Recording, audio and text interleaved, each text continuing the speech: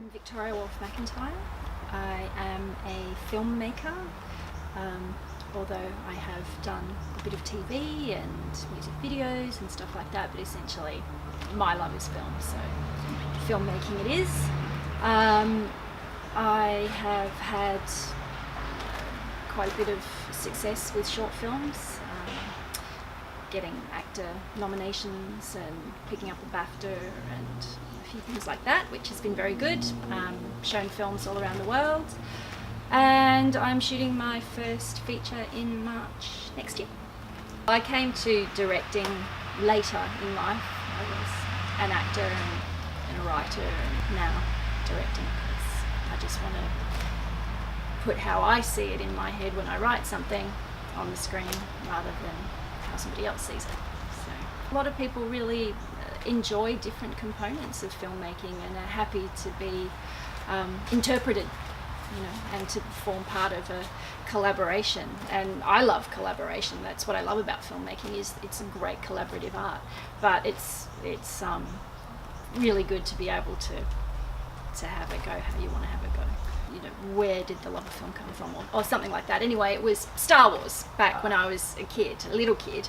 I don't know if I was even probably allowed to go to the cinema and see it at my age, but I did. And I was completely blown away. There'd been nothing like Star Wars before. It totally changed the game for cinema. And being a child and seeing that and realizing, wow, we can create a world like this that's so different to this world here. I want to do that. And as a kid, I think when we see films or see TV shows, we don't think about all the other people involved in making a film. We see actors and we think, oh, acting is how I can be a part of that. So I thought, oh, I'll be an actor then so I can be a part of that. So I did a lot of acting in high school and then studied it and worked and realised that I was a bit hammy, so I was probably never going to have a big acting career, but it was the storytelling that I loved. So it was a transition, a life evolution, rather than thinking, oh, I'm going to make films today. Star Wars holds a very special place in my heart. Love the first three, despise the second three, and loving the next ones. So there you go. But I'm a big fan of Tarantino. I love his stuff, so particularly, say, Django Unchained and Inglourious Basterds are two of my favourites. I think the opening to Inglourious Basterds is just one of the greatest moments in cinema history, how with such quietness and just two people who achieve such incredible visceral sort of feelings in the viewers. So yeah, I'd love to emulate that kind of feeling in people when they're in a cinema. Australian films, I don't know if you'd call In the Cut an Australian film. It's a Jane Campion film. Don't know if you've even heard of it. It is, I think, one of the greatest. It's certainly in my top 5 all-time films. It was panned at the time when it came out. Said it was very self-indulgent, but I think it's actually it's really a film for now. It's a very female orientated, vision-driven film. I would check it out if anyone's watching this, watching The Cut by Jane Campion. It's incredible. And a whole variety of stuff. I love all kinds of films, even films like The Castle. I love films like Gallipoli, just anything that excites you emotionally or charges you emotionally. So you just feel like you're on a journey with the characters. Tarantino himself says, I think, great filmmakers don't do homages, they just steal. So my training has been in drama and performance. So I did a double major and writing, so I did a double major in drama and writing.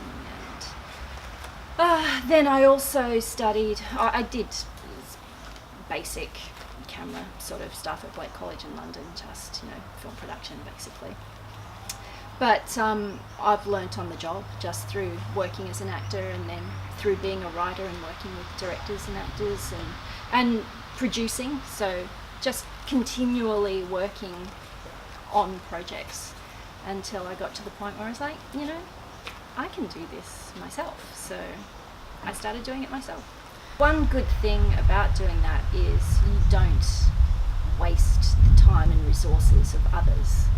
You know, if you learn the craft and then start doing it, because it costs money, it's time, and people invest in you, and you need to be able to deliver something that is worthy of the people's time, investment, money, everything else. So you get a better run of it if you invest in your own skill set.